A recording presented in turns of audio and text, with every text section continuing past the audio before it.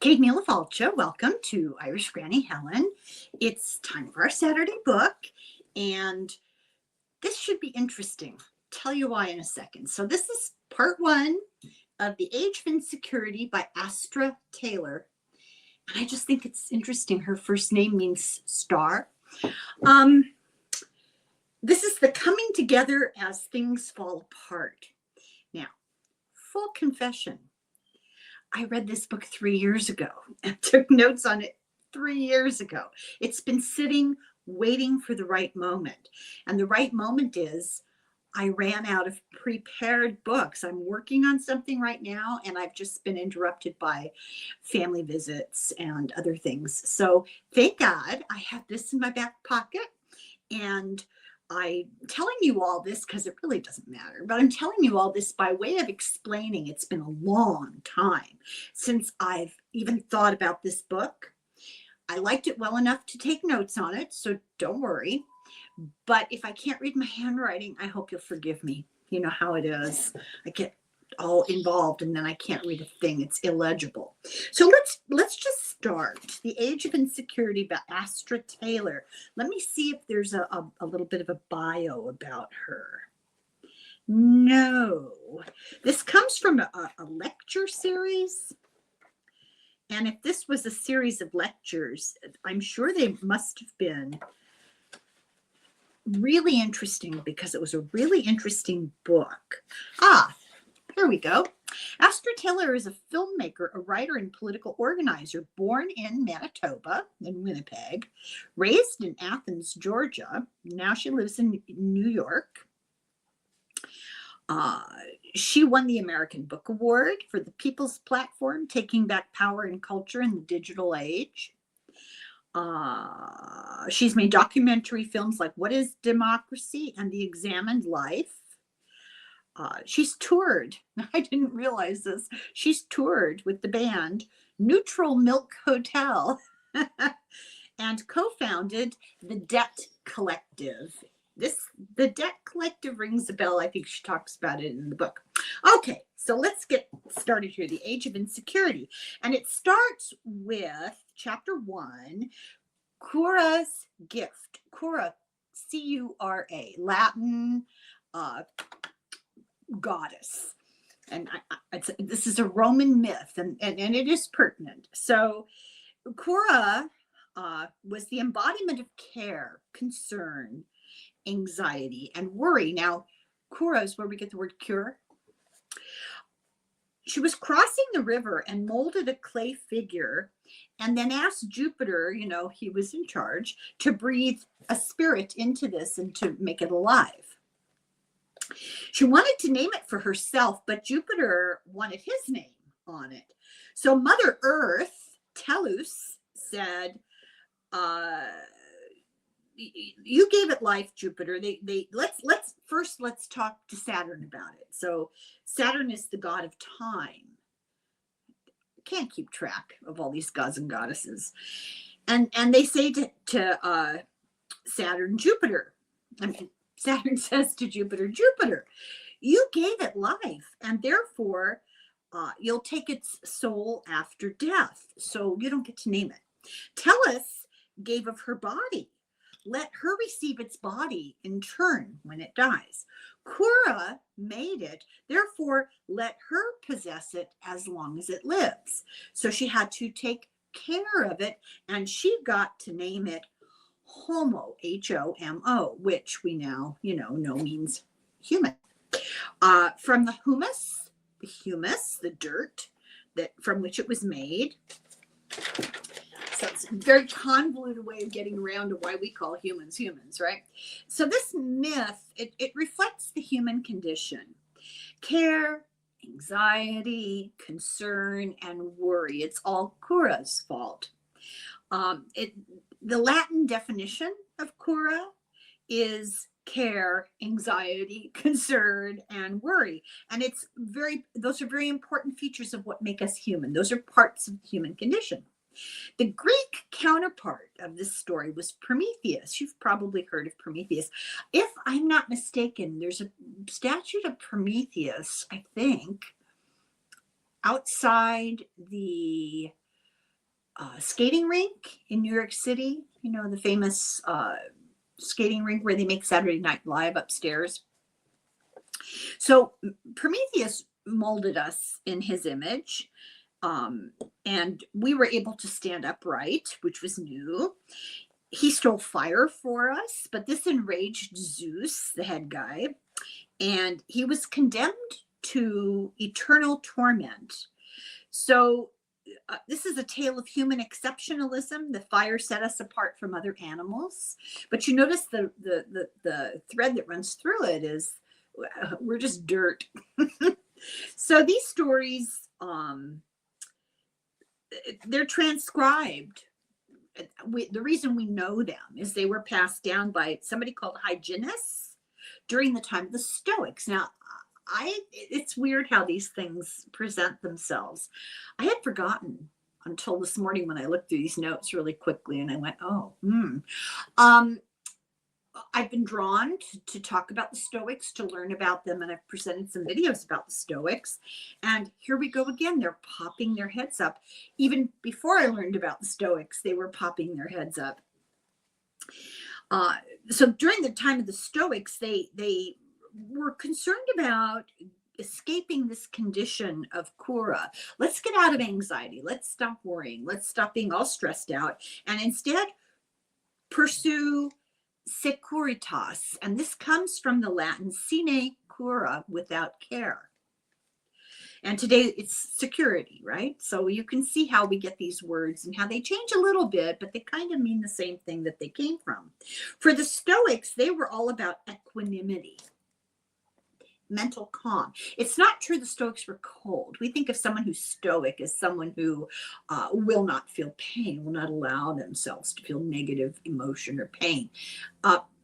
That's how these things change over time. The real Stoics, they were just looking for equanimity, you know, a balance, like not getting all worked up about things. So in the 1st century BC, there was Cicero and there was Seneca. And they extolled, this is a good word, imperturbability. You cannot be perturbed. You cannot be made turbulent. Seneca said, "What is the blessed life? Security and perpetual tranquility." This is not about eliminating concerns and anxieties, but learning how to rise above them. The Stoics were realists. They didn't think that they could make nirvana on earth. They thought that they, as people, could learn how to go with the flow, deal with what happens to you. For no human virtue can rid itself of feelings, but the brave man has no fear. Unconquered, he looks down from a lofty height upon his sufferings. For Cicero, the goal was to keep insecurity at bay. We must keep ourselves free from every disturbing emotion, not only from desire and fear, but also from excessive pain and pleasure, and from anger, so that we may enjoy that calm of soul and security which brings both moral stability and dignity. So the way I understand it is they weren't being cold, they weren't being unemotional, they were learning to maintain that temperance card, that balance, just keep things on an even keel. Don't get all excited about stuff, don't get all depressed about stuff. Try to find that sweet spot in the middle. I'm not sure that's exactly how they'd explain it, but that's how I sort of understand it in my own head. Ironically, securitas, the Latin, it requires willpower and hard work. This is not something that comes naturally to us because it goes against our basic human character. Care's absence can be achieved only through effort or care. The irony. To be human is perpetually insecure. That's humanity. The story implies that real security only comes in death, when your spirit goes to Jupiter and your body goes to Tellus, Mother Earth. And it frees us from Kura. So the other way of looking at that is, we will never be entirely free from the challenges of care, until we are no longer incarnate. So the challenge for us is to try to maintain some stability in the midst of all this turmoil, this perturbance, this roiling emotion. Life is a permanent condition of existential insecurity. From the moment you're born, well, maybe not the exact moment because you're a baby, but from the moment you realize that all humans die and that you will die, the rest of your life is spent in this sense of, I mean, you know, I'm making a point here. Not everybody is freaking out, but there's always this knowledge in the back of your head that, you know, there's an end point here and we don't know what it is. We're dependent on others for survival. We're vulnerable to physical and psychological illnesses and wounding, mortality. There's just a sense of randomness and risk. It can't be controlled. It can't be escaped. It can't be mitigated. It can't be predicted. You could try, you know, you can get your little emergency pantry ready, but you just don't know. Life is random. So we orient our lives towards the pursuit of security. We spend our lives trying to keep alive, is what she's saying. And we all want less worry. We want to have a secure home, secure income, help when we get old or if we're sick. We want to have confidence. We want to have a sense of belonging, a sense of place. This is all very human. But how? How today especially? I think this book presented itself, re-presented itself at a very important time, because I think we've all pretty much, I would guess, achieved that point where we're asking ourselves how to cope. So how in an era of unprecedented inequality, population pressure that's collapsing the planet, and that's not the only thing, but it's collapsing the planet, we're trying to balance care for others against self-interest and self-preservation. Our concern has to extend beyond personal equanimity. We can't just worry about ourselves. And I think that's what a lot of us are disturbed by, is seeing that there's a lot of that right now today. A lot of people who, well, if I'm okay, my friends are okay, everything's okay. So how we respond to insecurity is really the urgent question in this book. Insecurity, it can be either empathy or humility or a desire for a longing of some kind, or it can be defensive and destructive. We can use compulsions to protect ourselves. So insecurity can lead us to be more caring for others or more selfish and caring only about ourselves. So there's just two ways it can go. It can bring us together or it can destroy us. And we have free will. It's up to us. So the myth of Kura, it tells us that insecurity is the human condition. It's our birthright. And so how do we cope? Do we cope like the Stoics, which is to seek private peace within, despite the troubles around us? Or do we retreat to a bunker? Or do we find solidarity and resilience in the collective and seek protection in community? So that's what this book is really asking. So even before our unfortunate medical experience of 2020, which increased our insecurity existed. It just ratcheted up quite a bit. People worry about housing, food, health, jobs, weather, climate, the environment, and all the things that are destabilizing. And even before 2020, we hid behind locks and gates and borders and passwords, and we fretted over online security and hacking. There's, we could talk about things to worry about all day long, and I'm kind of an expert on worrying. I'm sort of a master worrier. So I really like this book. I'd forgotten what a good book it was. Isn't that funny? So we're insecure about our schools, our homes, our public spaces, our relationships, our appearance, our intelligence, our health, our age. So insecurity is worse for people who are disadvantaged. Everybody feels it. It's the stress of survival, but the fewer advantages, the fewer securities that you have, the worse your insecurity will be. That's a bit redundant, but you know what I mean. We put a lot into self-care. Especially young people are always like the latest vitamin or the latest exercise or the latest diet that'll make you healthy, all the testing you can do. It's managing insecurity. That's what's going on there. For millennia, we were in the middle of a food chain, and we had insecurity until we got more of an evolutionary advantage. Well, used our evolutionary advantage to feel like we were controlling our situation. This is no surprise. So how we structure society is based on how we feel more or less secure. Today, insecurity is really high, and that challenges the structure of society. In a hierarchical system, which is divided into people at the top and then however many down to the people at the bottom, people at the top having the most control, power, and advantage. This is very autocratic and very totalitarian. These kinds of systems, hierarchical systems, foster insecurity because they use fear and the threat of violence, or the threat of really being down and out, to maintain the power of the top.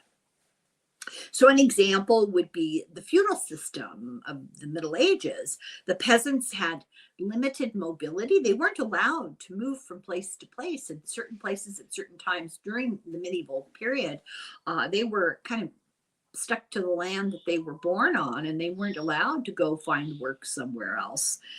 Denied them opportunity. They had many fewer opportunities. Another example of a hierarchical system, something we're all very familiar with, is liberal capitalism. As a market-driven society, as that started to evolve in the 17th century, the modern world and insecurity entered the lexicon. So as we grappled with increased capitalism, we became less secure.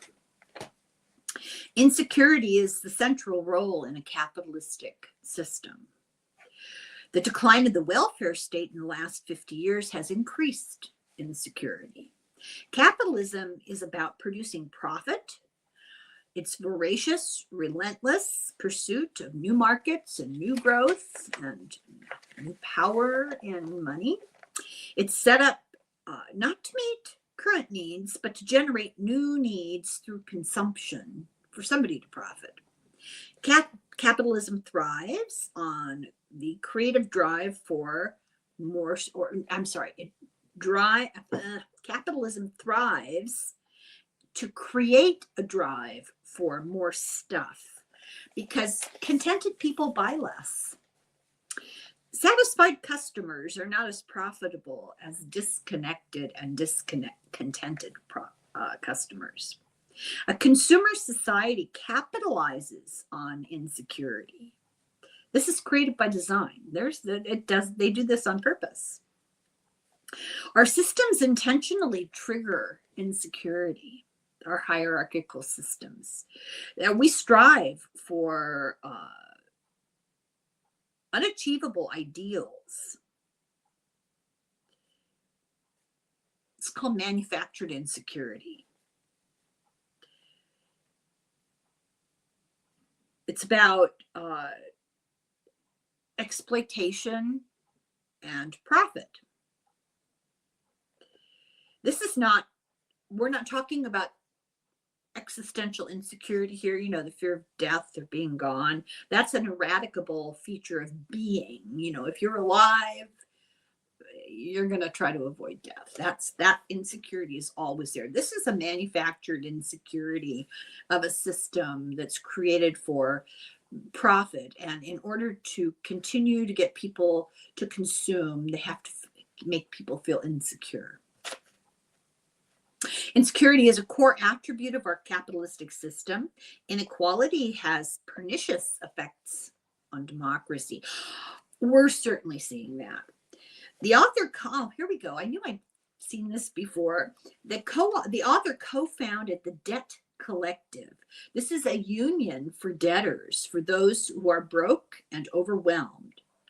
The inequality today is out of control. Now, this was written 3 years ago, so I'm willing to bet it's worse now than it was when it was written. But in the book, it says 10 men are billionaires, and they possess 6 times more wealth than the poorest 3 billion people on Earth. Those are such mind-boggling statistics. So 3 billion people, 10 billionaires. These little tiny rich people have 6 times more than the other 3 billion people. Insecurity is how inequality is lived daily. That's how inequality feels. So if you are feeling insecure about your situation in life, like maybe that your finances or housing or whatever are not secure, not stable, you are experiencing inequality. In 1989, Barbara Enrich's book, Fear of Falling, was about falling from the middle class. And today there is no middle class. We're all afraid. Now, I really liked her work. She wrote a series of books about social issues like that. And I covered one of them a long time ago. I can barely remember it. Something about the minimum wage and the job market. It's been a long time. She has died since then, which is very sad. I do believe she was in her 80s, I think. But she's a very entertaining author. So her name is Ehrenreich. Ehrenreich, I think is how you pronounce it. So insecurity is subjective because it comes from expectation as well as deprivation. I guess another way to say that is if you keep your expectations low, you won't be disappointed.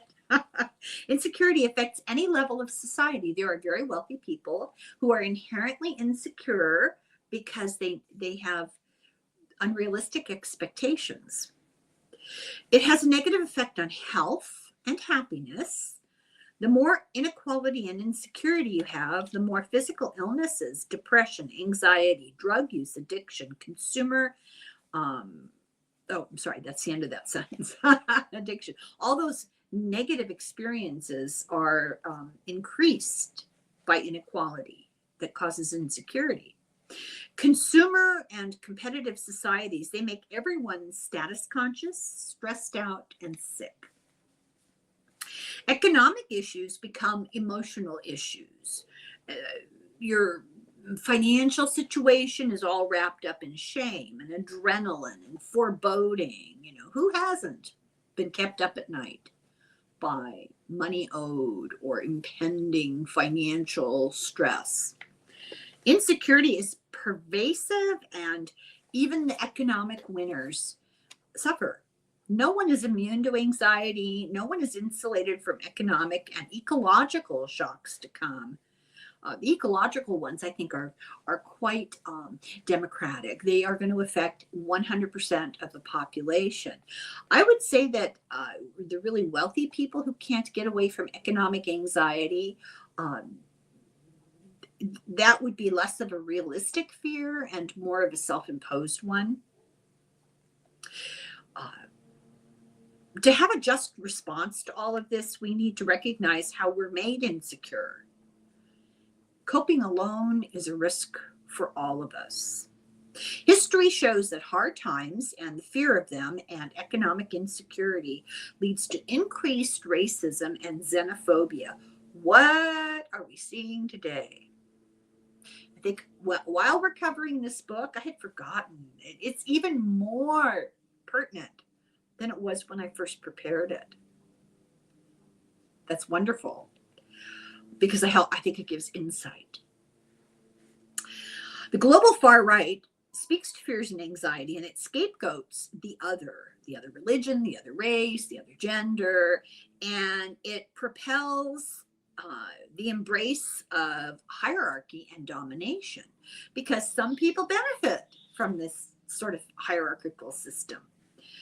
Just as the threat of environmental disaster and the pandemic became real, those sorts of pressures really dominated, you saw an increase in science denial in the larger culture. The tilt to the right is not the only possible reaction to all of this. Insecurity can inspire a more hopeful response. Research shows that economic insecurity can make people sympathize with the poor and not resent them, and increase the support for the welfare state and the redistributive policies that go along with that. Shared oppression, ecological calamity can help unite people and can nurture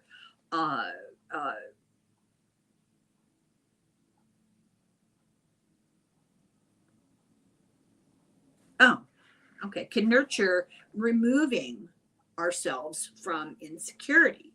It can build solidarity. It's not automatic, and it's really urgent that we talk and organize. And I would just make the observation that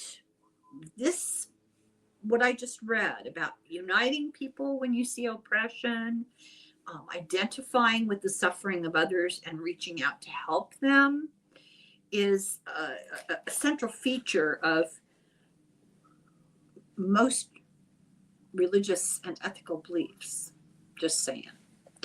Ignoring insecurity has grave political risks, because as we see, it increases racism, it increases resentment and xenophobia. And it will result in an anti-democratic backlash. Many pro-progressives are insecure about their own loss of what little they have, and they fear challenging the status quo. And I can only imagine or ask, is that why we're seeing so little strong leadership on the progressive side? Where the ones that are strong are kept under the thumb of the capitalists. Constant insecurity keeps us in line. For example, she mentions this very hip cafe. It's all, progressive and groovy, it has a panopticon of security cameras, like full 360, to keep employees insecure about their jobs. They don't want them talking to the customers too much, so they set up cameras. A bakery in the 1990s, the staff took home broken loaves of bread. It was the only perk that they actually got, and the boss looked the other way. When the owners installed cameras and fired staff who took home unsellable bread, they said it was justifying cutting corners and cutting benefits. All of that, firing these people, cutting corners, cutting benefits, they justified it by saying they had a fear of a downturn. And lifelong employees were fired. They lost their retirement, their severance, their pensions, their old age security. But the bosses weren't acting in a vacuum. They were in fear. They were insecure. Galbraith, John Kenneth Galbraith, said that the feature inherent in our competitive economic system is this insecurity. Episodic unemployment in the system and occasional insolvency for the owner maintain a sense of insecurity and fear. It helps to maintain the hierarchy. One devastating crisis can reduce the fortunate to a level of poverty. For example, cancer can eviscerate an economic security of the middle class in the U.S. I don't know. I despair of where our situation is going. This is not in the book. This is just me editing. I'm really in despair about all of the people that I know who are without recourse if they get sick. It's really, really disturbing. Capitalism itself is inherently volatile.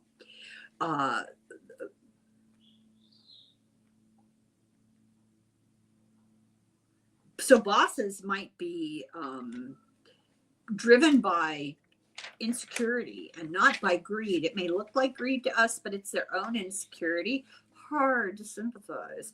Markets force an impact on all of us, and insecurity is central to market forces. Modern insecurity first became endemic in the English countryside. Oh, I'd forgotten about this. This is interesting. Capitalism evolved slowly from feudalism. Under feudalism, the serfs shared common access to graze their animals, to glean, like take grain or apples or whatever, to fish and etc. But in the 12th century, there was a thing called the enclosure movement, which displaced commoners from access to land that sustained them. The fields and the forests were privatized. So the Lord said, sorry, whoever the big boss was said, sorry, you are on my land and you will no longer have access to shared resources. Commoners, they were not aristocrats. They were engaged in commoning, which is a means of survival. That's where the word commoner comes from. They shared common resources that were available to all in the environment. They lived off the land. They collectively stewarded as a matter of the common right. There was a baseline security. So in other words, the serfs who worked the land also were able to maintain a baseline of food, security, wool, meat, eggs, all of that. They were allowed to hunt and fish. They were allowed to avail themselves of the excess that grew in the orchards and in the fields. And that wasn't okay with the nobility because they felt that they should have more. So they deprived the people of that, creating just a loss of the commoning community and therefore insecurity. The enclosure movement increased security for landlords. They could put fences up around their private property. No one was allowed. You would be punished for poaching. From the 12th to the 17th century, 1/4 of the land was still in commons.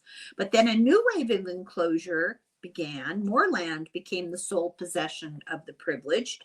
Any commoners doing what they'd always done were now trespassing, poaching. They were criminals. They were denied access to traditional means of survival, and they were under threat of death for committing crimes by just doing what they'd always done to survive. Therefore, they could not meet a subsistence existence, and they were forced to turn to market capitalism to survive. They had to sell their own labor, and this was hardest on women who had had a vital role before and now didn't. This caused forced migration into the cities looking for work, which created slums and squalor. Cities were full of desperate, unemployed people. Just read Hard Times by Charles Dickens. The women and children were forced into factories and mills, which were dangerous, unregulated. Labor was, the hours you did were ridiculous, the conditions were dangerous, and the benefit, like the remuneration, was minimal. In 1647, Rainsborough called enclosure, this was a guy at the time, called enclosure the greatest tyranny that was thought in the world. He was the leader of the levelers. They wanted to level off the difference between the workers and the ruling class. Maybe we should all become levelers. And level, get rid of fences and hedges and the creation of private land. During the English Civil Wars, the true levelers were the diggers. And this is a name that should sound familiar because that name was adopted again in the 60s in San Francisco. But during the English Civil War, the true levelers, the diggers, went for the full abolition of private ownership. The earth was made as a common relief for all, was their motto.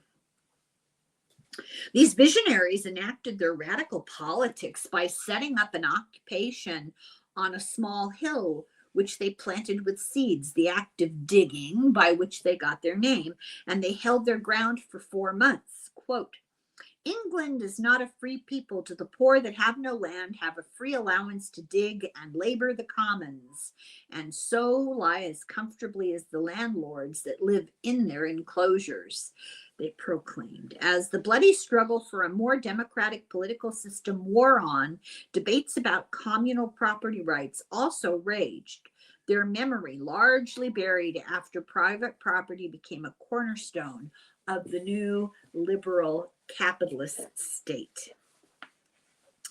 The Industrial Revolution was the end of all the old ways of life. In 1735, a pamphlet was printed saying enclosure caused pauperism, which is dire poverty, and it was not known before. Actually, before all of this capital industrial property owning stuff happened, people helped each other. And that is really true. Landowners understood this, and they created more pliable labor force by imposing these enclosure acts. Between 1760 and 1870, Parliament enacted 4,000 laws to complete enclosure and privatization. More than a sixth of England became private property. And I wrote, okay, I'm going to read you this, and then I wrote for my own benefit, just like the Republicans. The aim was to increase the number of hands for labor by removing the means of subsisting in idleness. As one outspoken proprietor put it, the cultivation of stereotypes helped their cause. Elites condemned commoners as lazy, barbaric, a sordid race, and compared them to Muslim infidels, or, as colonization advanced, to Native Americans. So these are their words, just to be clear on that, YouTube. This is not what I believe. This is what Parliament and the English nobility were saying, landowners were saying in England. Enclosure was thus a kind of trial run for the dispossession of indigenous peoples who used a variety of communal land management practices to govern their territories. English landlords, like proponents of land theft across the Atlantic, claimed that commercialization would improve the soil and increase its yield, while also improving public morals by imposing the discipline of work on the poor, a project both calculated and cruel. It required work for Medicaid. For example, in 1807, landowner Thomas Rudge recommended fencing with hedges that did not bear fruit, so they could not be put to life-sustaining use. He didn't want people to be tempted to eat for free. The idle, this is a quote, the idle among the poor are already too prone to depredation and would still be less inclined to work if every hedge furnished the means of support. Wow. Commoners' lives were tough, but they did have the freedom to make a living from the ground that they didn't own. Survival was enough, but landlords pursued policies to make them poorer while decrying their poverty. Look at those poor people. They're so poor. It's a moral failing. Commoners had enjoyed their autonomy. That was the problem. Upper class were driven for more. They hoped to harness a desperate labor force to increase productivity. Therefore, they created enclosure. Therefore, the commoners were faced with lower self-sufficiency, lower collective power, greater insecurity, more for the top guys, less for everybody else. This created the idea of the proletariat and feudalism, as feudalism became capitalism. The history of enclosures shows us our present state. Everybody has to work a real job. Money provides basic needs. This is not a natural state. We have plenty for everybody on the earth if we share it. Capitalism begins by creating the need to earn a living. It's manufactured insecurity. By the early 20th century, at least, a subset of white men, there we go, found forms of employment after decades of labor organizing. Workers forged solidarity for higher wages, security, government protection, and assistance. In 1933, the Regina Manifesto, I believe this was in Canada, which led to the NDP party against labor, against labor insecurity, and it helped to pull Canada to the left. So this was the beginning of concern in Canada for the welfare of laborers, workers. And this is kind of the root foundation of how Canada has, a better system, actually. The specter of poverty and insecurity, which still haunts every worker through technological developments, even though they've made a higher standard of living for everyone, is a disgrace which must be removed from our civilization. In 1940, the Canadian federal government introduced the Unemployment Insurance Act, the nation's first national social security program. Meanwhile, in the U.S., this ought to be good, the U.S. New Republic said, for a long time now, people have been saying that perhaps the greatest evil of capitalist industrialism, it's not its unequal distribution of wealth, but the insecurity it brings to the majority of the population. Then the next year, in 1935, FDR said, civilization of the past 100 years with its startling industrial changes has tended more and more to make life insecure. Denouncing insecurity as one of the most fearsome evils of our economic system, FDR would go on to invoke security as the justification for the New Deal. Wealth inequality, therefore, after his New Deal, wealth inequality reached historic lows as employment stabilized. No wonder the rich people hated him.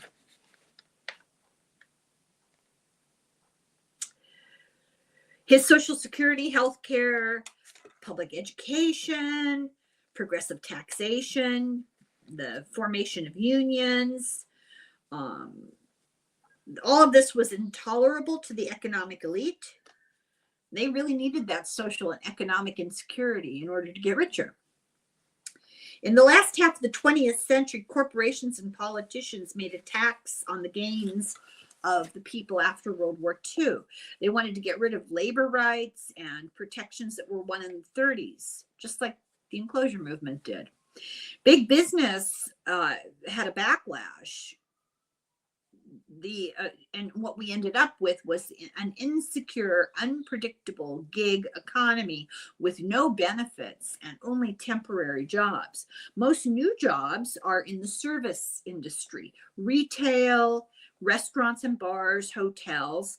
The pay is not great. There is no security. Therefore, many people work multiple jobs, and all adults must work. If you don't work, then you have to be able to prove that you have some sort of condition, and you have to be able to prove it, and sometimes they won't accept your proof. For example, a third of Canadians have what's called precarious work. Insecurity increases with high-tech software, apps, and now they use those to track and rate workers. I think I've mentioned before, I had a friend who worked for a state in the welfare department. She was a social worker, and her job was to do intake of people applying for state assistance. And she was called into the boss's office. This is just a couple of years ago. And the boss said to her, well, we notice that you're not doing keystrokes on your computer on Friday afternoons. Are you leaving early?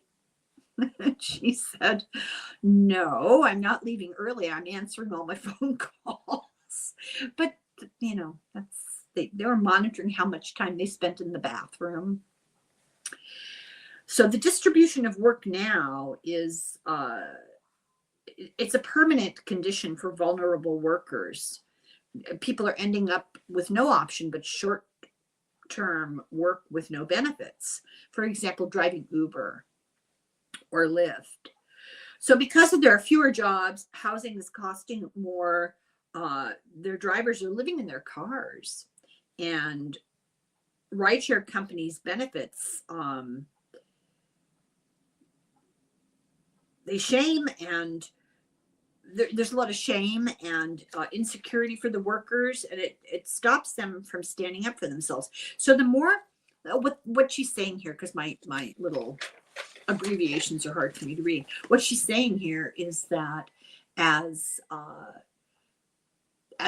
your position in your job is more insecure and fewer benefits and less stability, there's a lot of shame tied into that. If you have to live in your car, and as a result, people are afraid to stand up for themselves. For capitalists, insecurity begets opportunity. It's a desired product of the system. It's a feature, not a bug, famous phrase. In a cold market economy,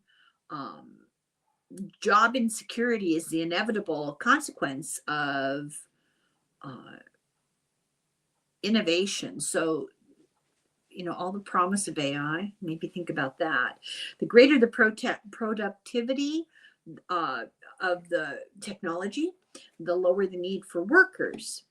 A fear of globalization exists. People feel that they're getting threats of having their jobs taken out of the country, or getting pay cuts, or they're outsourcing to robots or AI or someplace else. Gig workers can't do collective bargaining, and that leads to insecurity, which is used to pit workers against each other. They don't want them to unionize. But this pays dividends to the boss and the shareholders, but it's led to a public health crisis. It reduces life expectancy, and statistically measurable decrease in the well-being, physical well-being and mental health well-being of people because of all of this. It reduces life expectancy. It increases major depression. It increases the risk of heart attacks as much as does smoking, or as does alcohol, or just high blood pressure. These are called deaths of despair. Increased mortality rates in white adults with who don't have a 4-year college degree. There's the insecurity of downward mobility, the loss of status, and the loss of community and hope. Don't despair. Stick around, because this does provide solutions.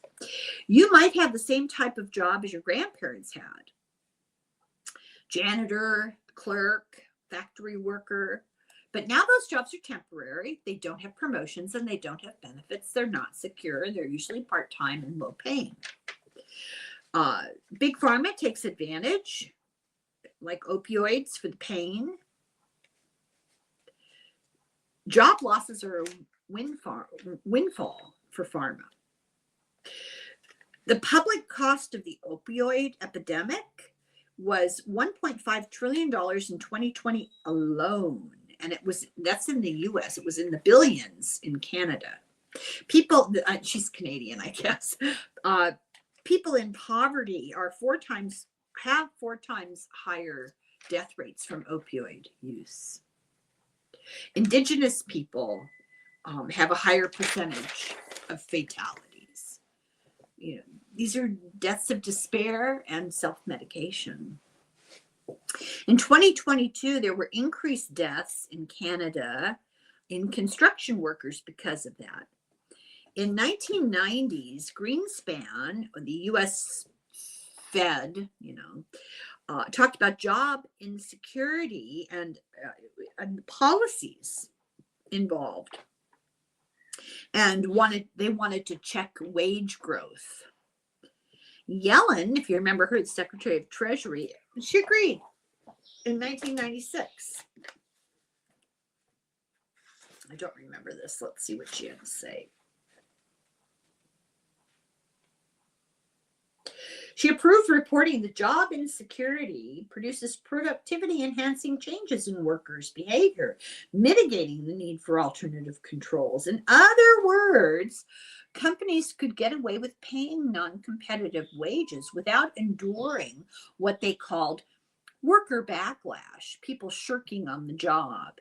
Apparently, increased insecurity makes workers more fearful of unemployment, more desirous of pleasing their employers through improved performance and higher effort, and less apt to quit in search of alternative work. Like that's a bad thing. Quietly quitting is about feeling resigned, refusing to do more than the minimum. It used to be called shirking, but it's done with a little bit more subterfuge. In Canada and the US during the pandemic, minimum government assistance had a huge impact on child poverty and wide-scale destitution, and people felt secure enough to leave lousy and abusive or boring jobs, and they were newly empowered, a newly empowered workforce. This gave growing anxiety to the bosses. Capitalism's power is the pink slip, and I would say that has a lot to do these days. This growing anxiety on the part of the bosses has a lot to do with the pressure for everyone to go back into the office, control.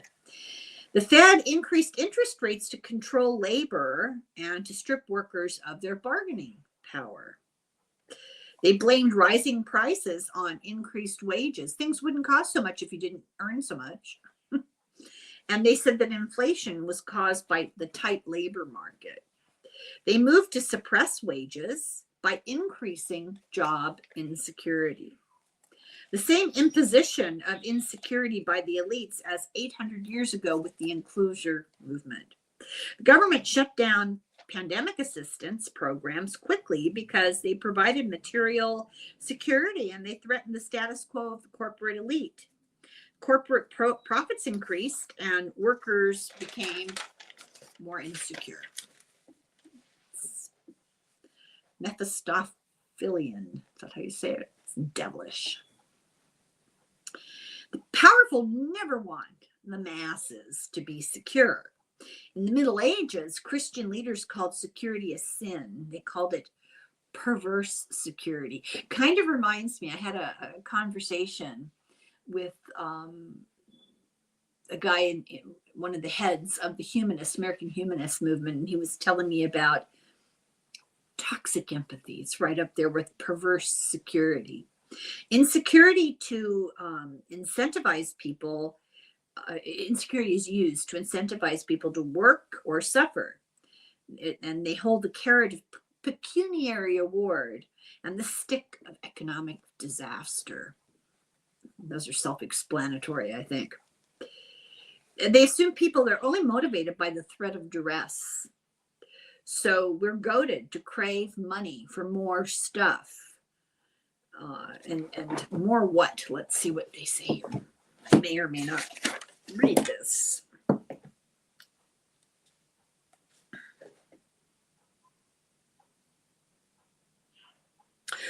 In a world beset by staggering inequality, it's easy to see what poor people lack. Cash, most obviously, and thus the means to acquire basic necessities. But we should also remember those ineffable and invaluable things that all human beings need and seek. Connection, camaraderie, meaning, purpose, contentment, safety, self-esteem, respect. These are things that our highly competitive society makes artificially scarce, despite the fact that they don't actually have to be in short supply. Indeed, far from being zero-sum, these immaterial things become more abundant the more people use them. What's the famous saying? Money can't buy you love. So we must recognize the trick being played on us. We're pushed to get money to buy things instead of the security that we can find in concert with others. Materialism is spiritual emptiness. And we've talked in the past here on my channel over and over about a variety of different philosophies, world religions, schools of thought, and they all agree on one thing. A pursuit of the material is the great flaw of existence incarnate. That desire for more stuff and that attachment to things of the world, it all is defined under the umbrella term ego. And that is what we're supposed to be separating ourselves from in a move towards spirituality. Materialism is spiritual emptiness. Wealth is a fear of losing assets, and that assets must be guarded. So you have emptiness and fear. Fear of losing prevents us from enjoying what we do have. We're driven to many precautions to preserve things. Things are always liable to fail. We're always liable to use them up or lose them. Even prosperous people fear losing status, net worth, self-worth, and it's all wrapped there. Their sense of self is all wrapped up in their money. This is called fractal inequality. It's the difference between being in debt and not having a certain amount of money versus so what they're doing is they're comparing the sense of security and stability in a person who has $50 versus a person who has $100 versus a person who's a billionaire. Who's the least secure? The study of the rich, the top 1%, they don't call themselves rich. They compare themselves to the top 0.01%. A suddenly rich heir couldn't part with money to charity because other richer people had created fractal inequality. This suddenly very rich person felt increasingly insecure by comparison to the people that were richer than he was. Often financial advisors they're called the wealth defense industry. They sow insecurity. The rich often benefit from tax codes that they find morally objectionable, but at the same time, they benefit from them, so they're not likely to speak out against them. Hang on here. I'm trying to see how we're doing. Okay. Canada billionaires, their estates are tax-free. And what happens is our possessions possess us. Diogenes said this. An old Greek guy said this. Diogenes the Cynic was his full name. The former slave turned philosopher observed 2,000 years ago, a man keeps and feeds a lion. The lion owns the man. Musk.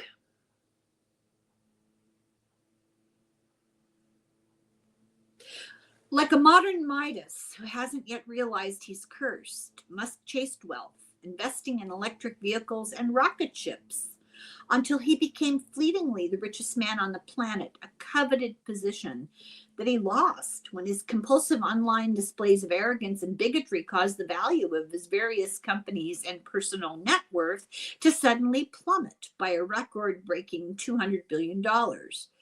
Quote, just a reminder that money will never buy your way out of insecurity. This is from New York Representative Alexandria Ocasio-Cortez, a frequent target of Musk's ire. She tweeted this in warning to him.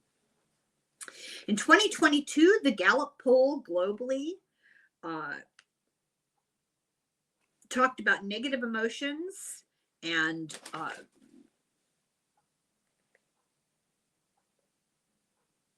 a new global high. I'm not sure I understand what I meant by that. Half of Canadians can't sleep because of money. 80% of Americans worry about money. Not a surprise. In 2021, The Lancet, which is a English medical association periodical, experts estimated a nearly 30% rise in cases of major depressive disorder and a 25% rise in cases of anxiety disorder globally due to the medical situation that we had in 2020. A recent survey of the attitudes of more than 10,000 individuals in 10 countries found that distress about climate change is associated with young people perceiving that they have no future. Rising generations increasingly sense they've inherited a world spinning out of control. Insecurity is not a disease. Insecurity is a normal feature of being human, but it could be eased by changing people's circumstances for the better. An action would be not antidepressants, that we're urged to find our security through a system that we're living in: money, property, degrees, savings. They really provide less stability, and our success may increase our insecurity in others. So the system undermines security for one person or another. America and guns as an example. Individual security leads to tragic situations, and they can become a hazard. In the Annals of Internal Medicine in 2022, a study of 600,000 Californians found no protective effects of owning guns and an increased risk. Women are much higher at rate of being shot by an intimate partner if the family owns guns. There's no protection from being killed by strangers in your home. They're not protective of that. There's an increased likelihood of DV and self-harm. For example, another example is the Cold War and the nukes, nuclear weapons to protect us, right? In 2023, Putin's nuclear threats made the world annihilation potential highest since World War II, which is a security paradox. They're supposed to be securing us, making us feel safer, but they're making us at the same time far less secure, increasing our insecurity. Another example, on 9/11, 5,000 Arab Americans were detained without civil liberties because security. And this led to racism, nationalism, war profiteering. She helped document this after 9/11. This was one of her personal jobs. Liberty and security are in a constant struggle. Hobbes wrote about this in 1651, that personal safety means a decrease in personal freedom and authoritarianism, or exist in a brutal state of mind and a state of perpetual war. Doesn't sound very secure, in other words. This is kind of cynical about human nature, and it kind of is an apologist for absolute monarchy, but it's true that security requires community and collective cooperation. Legal entitlement to security feels like impossible dream, but is foundational to freedom, equality, and democracy, that you are endowed legally, you're endowed by inalienable right to security. You have the right as a human being, a living creature, to feel secure as much as possible. We're not talking about existential fear, but you're living, you're entitled to that. Security needs are met, and then what you get is real autonomy and creative agency. It liberates the creative juices when they're not sidetracked by the fear of insecurity. Alan Watts talked about the Zen wisdom of insecurity, that it was existential, and it can be our teacher, but we need to change our actual circumstances. So there's real strong difference, and can't emphasize that enough, between the insecurity of being a living, breathing creature that knows that it doesn't last forever, and the insecurity of living conditions. We're embedded in a system that's designed to generate and profit from insecurities that we would like to escape. Insecurity does increase empathy for some people. It keeps us all scurrying to catch up. The market controls us with threats, but one of the side effects of that is we can identify with people who are vulnerable and suffering if we allow ourselves. We may be not so selfish that we have to strive for money. We may be not so greedy to be an awful boss or landlord. We're all suffering the same insecurity, no matter where you are on the hierarchy. There's an opportunity to come together here and to find alternatives to the situation that we're in. There's a thing called the ethics of insecurity. This is a moral framework to reorganize society and the economic system. We're all vulnerable, and it's revolutionary to think that because we're all vulnerable, maybe we could all help ourselves be more secure. We need to strengthen our community, our collective movements, and base them on compassion and concern. This is not a novel idea. Pull out your New Testament, go back to the beginnings of Buddhism and look at what all of these different worldviews, religions, philosophies, moral constructs all say the same: compassion and concern for others. We're doing it on an individual level as much as we can for friends and neighbors, I hope. But we have to resist the erosion of the welfare state, resist the oppression, resist the corporate pollution. So she summarizes this chapter by saying, Kura, remember Kura, care. Kura's gift is our care, our insecurity, and it gets us to connect, to help each other, hold each other up.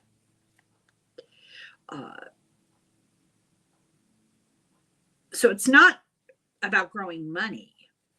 It's not about financial stuff. It's about emotional vulnerability. We have to recognize our shared existential insecurity, or that vulnerability, and see how it's used against us for the profit of a few. We have to form in solidarity. There is security in solidarity. Because, I think this is a funny little phrase, we have a shared predicament. So we're all in a hell of a shared predicament, and our best way of coping with that is each other. So that's the end of chapter 1. I hope that you like this book. I found this book very encouraging. Now, we've just defined the problem, so don't think, oh, this is all depressing, because it's not. She defines the problem, but then she talks about things that have worked in the past and things that can still work if we choose to learn from them. So I'll leave it at that. That's the end of part 1, and I'll be back. Thank you for watching Slongafoil. Slanja.